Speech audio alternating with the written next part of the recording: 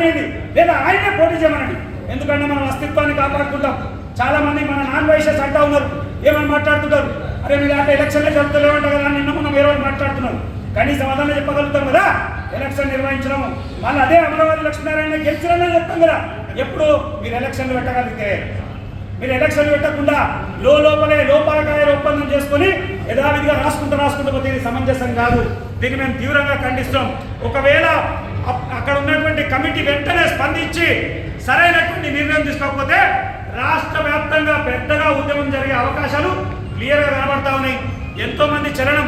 సరే ఇలా అందరూ రాకపోవచ్చేడికి, కానీ ప్రత్యక్షంగా పరోక్షంగా చాలా మంది నాతో మాట్లాడుతున్నారు.